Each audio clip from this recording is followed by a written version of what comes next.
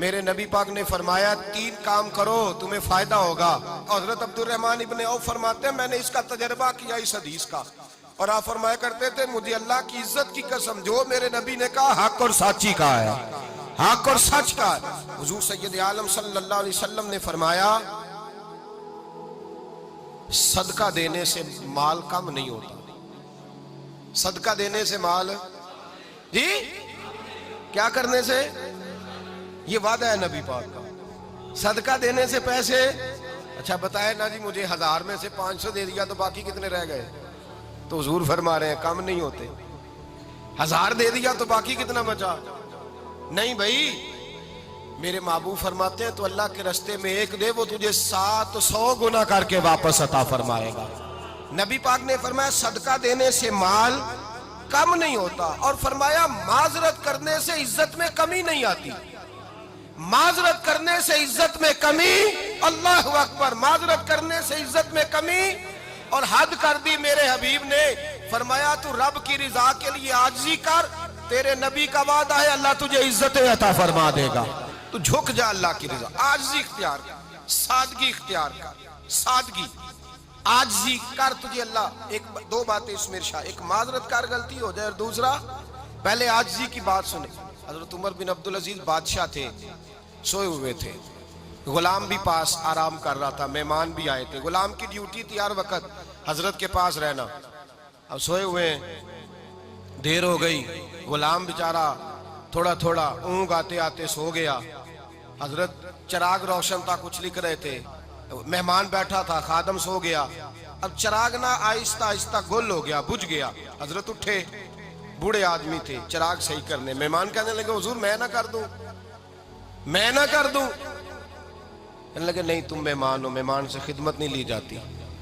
تو اس نے کہا غلام کو جگائیے. فرمانے لگے ابھی تو بیچارہ سویا ہے اور نیند سے بیدار کر دوں. خود گئے, اس میں تیل دوبارہ ڈالا, بتی ٹھیک کی, جلائی, واپس آ گئے. وہ مہمان, اب بادشاہ کا مہمان بھی تو کوئی بادشاہ ہی ہوگا نا. کہنے لگا حضور آپ اپنے کام خود کرتے ہیں, کیا لفظ ہے, کیا حسن ہے, اور 2 جملوں میں کیا تاثیر ہے. آپ فرمانے لگے ہاں میں اپنے کام خود کرتا ہوں. جب میں گیا تھا تب بھی عمر بن عبدالعزیز ہی تھا, اور جب چراغ صحیح کر کے واپس آیا ہوں تو پھر بھی عمر بن عبدالعزیز ہی ہوں. میرے اندر کوئی تبدیلی آئی, میں وہی ہوں جو گیا تھا. حضرت سیدنا فاروق اعظم رضی اللہ تعالیٰ عنہ فرماتے میں بیٹھا تھا, اور ابھی 3 دن ہوئے تھے نبی پاک صلی اللہ علیہ وسلم کے وصال ظاہری کو. میں بیٹھا ہوا تھا, 2-3 بچیاں آ گئی, اور حضرت ابو بکر صدیق رضی اللہ تعالیٰ عنہ کے سامنے آ کے بیٹھ کے رونے لگی. جناب صدیق اکبر رضی اللہ تعالیٰ عنہ کا بچیوں روتی کیوں ہو؟ تو کہنے لگے آپ خلیفہ بن گئے ہیں. جب سے ہمارے ابا کا انتقال ہوا تھا ہمارا ذریعہ معاش یہ تھا کہ ہم نے بکریاں رکھی ہوئی تھی. آپ روز آتے تھے, بکریوں کا دودھ دھوتے تھے, ہم پی بھی لیتی تھی, بیچ کے گزارا بھی کر لیتی. اب آپ تو خلیفہ بن گئے, کون آیا کرے گا؟ تو حضرت ابو بکر صدیق فرمانے لگے تمہیں پتہ ہے جو خلیفہ ہوتا ہے وہ تو خادم ہوتا ہے قوم کا, میں آیا کروں گا. حضرت ابو بکر صدیق روزانہ اٹھتے عصر کے بعد اور جاتے, خلیفہ ہونے کے باوجود ان بچیوں کی بکریوں کو پکڑتے, دودھ دھوتے, ان کے گھر میں دے کے آتے. حضرت فاروق اعظم جب بھی دیکھتے تو کہتے ابو بکر تو پیچھے آنے والوں کے لیے رستہ بڑا مشکل کر رہا ہے, بڑا مشکل کر رہا ہے. جگر راہ وفا میں نقش ایسے چھوڑ آیا ہوں, میں جس منزل سے گزرا ہوں وہ اب تک یاد کرتی ہے. حضرت سلمان فارسی رضی اللہ تعالیٰ عنہ صوبے کے گورنر تھے, سادہ سا لباس پہن کر, سادہ سا, بس اسٹاپ پہ کھڑے تھے, جہاں سے لوگ اندر داخل ہوتے تھے, جہاں سواریاں باندھی جاتی تھی, آج ہم اپنے زبان میں اسے بس اسٹاپ کہتے. باہر کھڑے تھے, کوئی مہمان آ گیا کسی کا, اس نے دیکھا سادے سے کپڑے ہیں, خستہ سی حالی ہے, اس نے سمجھا کوئی کلی ہے شاید, معاذ اللہ کوئی ملازم ہے. کہنے لگا خادم ادھر آؤ, ادھر آؤ. آپ قریب گئے, کہنے لگے میرا سامان اٹھاؤ. امام غزالی فرماتے ہیں جب تو علم پڑھنے بیٹھتا ہے تو یہ بھی خیال کرنا تیرے اندر تکبر کا بوٹا نہ لگ جائے, عاجزی اختیار کرنا. عاجزی, سر پہ رکھا ہوا ہے سامان. حضرت سلمان فارسی نے, گورنر صاحب نے, اس آدمی کا, مہمان کا سر پہ سامان رکھا اور جا رہے. سنو اور غور کرو. جب جا رہے تھے جو آدمی بھی ملتا گورنر صاحب ہمیں دے دے.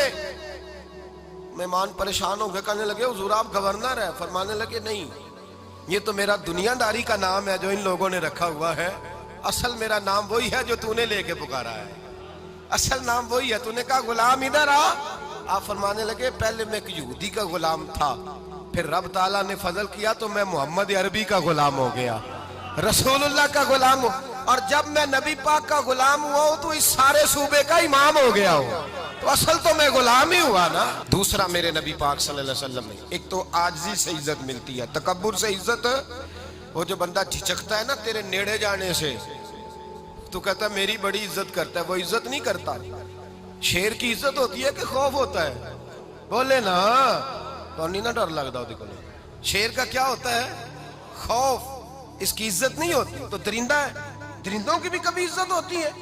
تو جو آدمی ڈنڈے کے زور پر لٹکا کے ڈنڈا اور وہ لوگوں سے عزت کرا رہا، تو بھائی یہ تیری عزت نہیں ہے، تیرا خوف ہے۔ عزت عاجزی میں ہے، انکساری میں ہے۔ اور دوسرا میرے نبی پاک صلی اللہ علیہ وسلم نے فرمایا عزت معاف کرنے میں ہے۔ عزت کس چیز میں ہے؟ بدلہ لینے میں عزت، یہ حقائق ہے۔ عزت بدلہ لینے، جس نے ایک تھپڑ کے جواب میں 2 مارے وہ باعزت نہیں، بلکہ مسند امام احمد بن حنبل پڑھی، حضرت موسیٰ علیہ السلام کوہ طور پہ کھڑے، میرے رسول پاک علیہ السلام فرماتے ہیں جناب موسیٰ علیہ السلام نے اللہ کی بارگاہ میں عرض کیا، اے اللہ ساری دنیا کہتی ہے ہم عزت والے ہیں، ہم عزت والے، من اعز عبادک یا اللہ، اے اللہ تو بتا تیرے بندوں میں عزت والا کون ہے؟ تو حضرت موسیٰ کہتے ہیں رب کریم نے فرمایا اذا قادر غفارا، جس کے پاس بدلہ لینے کی طاقت ہو پھر بھی معاف کر دے وہ بڑی عزت والا ہوا کرتا ہے۔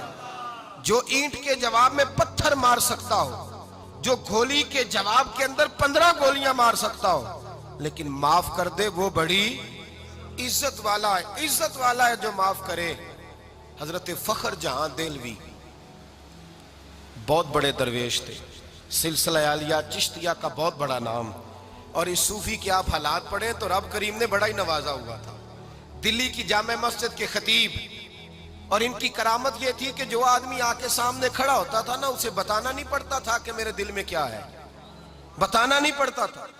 سامنے آ کے کھڑا ہوتا تھا تو حضرت ہاتھ اٹھاتے تھے، کہتے تھے اللہ یہ بے اولاد ہے اسے اولاد عطا کر دے۔ دوسرا آ کے کھڑا ہوا، خوشی نہیں ہو رہی آپ کو؟ دوسرا آدمی کھڑا ہوا، دوسرا آدمی، اس نے آ کے کہا دعا کے لیے سامنے کھڑا ہوا تو حضرت کہنے لگے اے اللہ بیمار ہے، وہ کہتا میرے دل میں بات تھی مجھے بتانی نہیں پڑی، اتقوا فراست المومن فإنہ ینظر بنور اللہ، نبی پاک نے فرمایا مومن کی فراست قلبی سے ڈرا کرو، وہ تو اللہ